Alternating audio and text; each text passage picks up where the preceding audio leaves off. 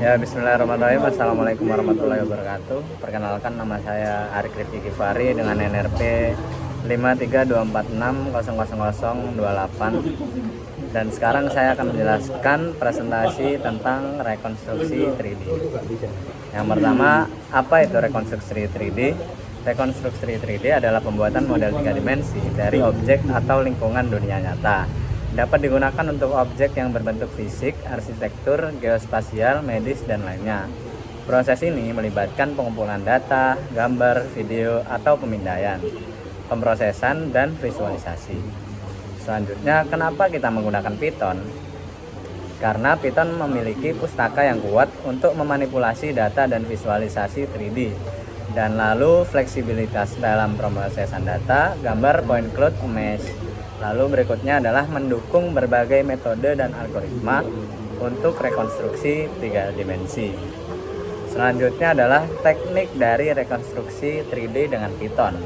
Yang pertama adalah kita menggunakan teknik fotogrametri, yaitu adalah menggunakan gambar, di mana kita memanfaatkan gambar 2 dimensi untuk menghasilkan model 3 dimensi. Menggunakan pustaka seperti OpenCV untuk mendeteksi fitur dan shift atau ORB untuk matching.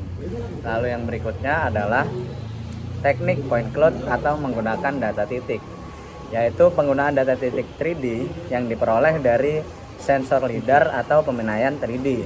Dapat diproses menggunakan pustaka atau library PCL, yaitu panjangannya adalah Point Cloud Library atau Open3D.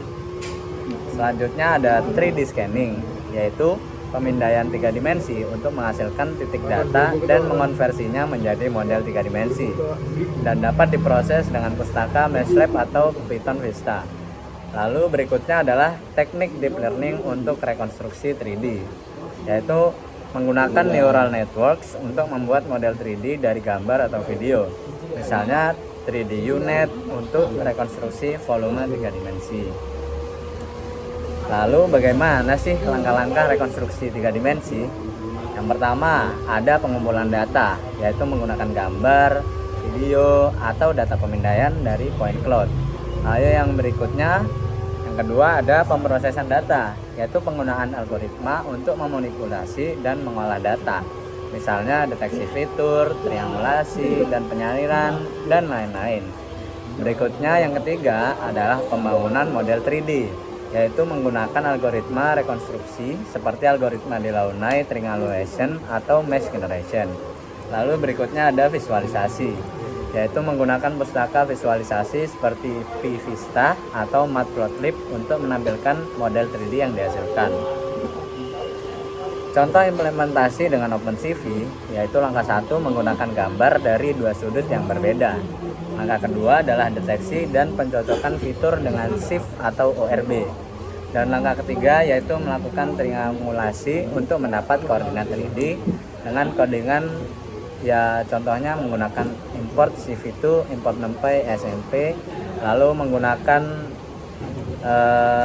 proses untuk memunculkan gambar seperti CV2 IMRIT, lalu mendeteksinya dengan SIFT create, lalu dengan mencocokkan fitur menggunakan matches dan menampilkan hasil pencocokan dengan IMG matches. Lalu berikutnya adalah pengolahan point cloud dengan PCL. PCL dapat digunakan untuk memproses data point cloud yang dihasilkan dari sensor lidar atau pemindaian 3D.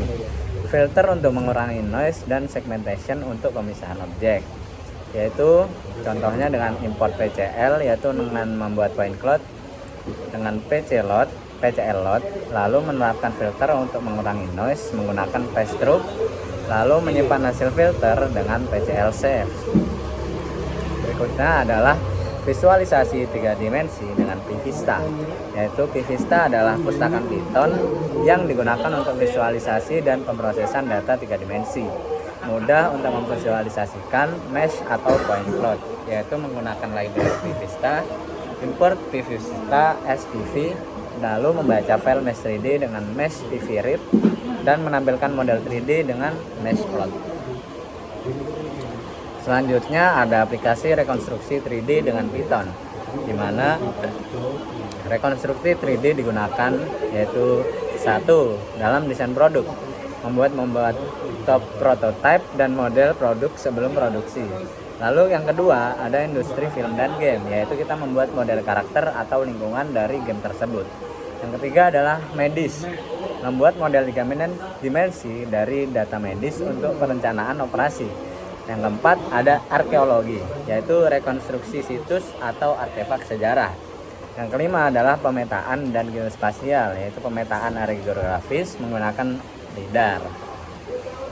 Lalu apa aja sih tantangan dalam rekonstruksi 3 dimensi? Yang pertama adalah akurasi data. Data yang kurang lengkap atau noise dapat menghasilkan model yang tidak akurat. Lalu selanjutnya adalah kompleksitas objek. Objek dan permukaan reflektif atau transparan sulit untuk dipindai. Lalu berikutnya ada sumber daya komputasi. Memproses data besar untuk rekonstruksi 3D membutuhkan daya komputasi yang tinggi. Waktu proses yaitu menghasilkan model 3 dimensi dari data yang besar atau kompleks memerlukan waktu yang sangat lama. Dan kesimpulan dari presentasi saya adalah yang pertama, rekonstruksi 3 dimensi berbasis Python sangat berguna dalam banyak aplikasi industri dan ilmiah. Dan selanjutnya adalah berbagai pustaka Python seperti OpenCV, Point Cloud, MeshLab, dan PVista dapat digunakan untuk berbagai teknik rekonstruksi. Lalu berikutnya ada dengan kemajuan teknologi, rekonstruksi 3 dimensi menjadi lebih cepat dan lebih mudah diakses. Mungkin cukup sekian presentasi dari saya. Apabila ada kurangnya mohon maaf, apabila ada lebihnya anggap saja bonus. Wabillahi taufik wal hidayah, waridho wal inayah. Wassalamualaikum warahmatullahi wabarakatuh.